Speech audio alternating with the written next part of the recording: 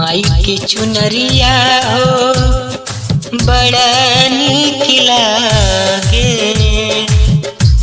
माई के चुनरिया हो बड़ा नीक लागे।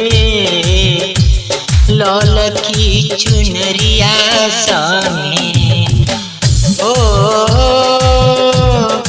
लाल की चुनरिया सामे तो अड़हुल के फुलवाला ओ बड़ा नीक लागे। ओ माई जब करनी सिंगार हो कि बड़ा नीक लागे। मलनी बिटिया सजौले बथाली लेके धूप अगरबत्ती हथवा में मालिन लेके धूप अगरबत्ती हथवा में मालिन। ललकी चुनरिया माई के बड़ा नीक लागे। सोरहो सिंगार मालिन रोज सुबह करे। ओ भोरे भोरे बोले ले कोयलिया हो ए माई जागा अब भोर हो गइल। भोरे भोरे बोले ले कोयलिया हो ए माई जागा जागा भोर हो गइल। अरे अम्मा बनावतानी नवरात्र में शुद्ध देसी घीव के ठोकवा छनावतानी।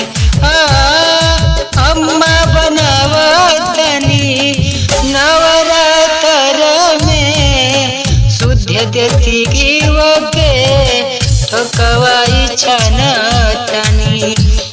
भोगवा लगावे खातिर अर्जुन खाड़ बाड़े।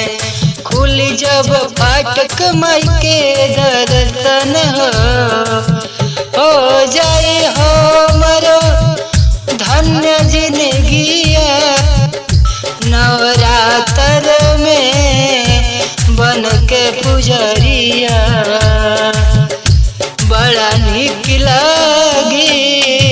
माई के चुनरिया हो नवरात्र में कहेले मलिनिया हो।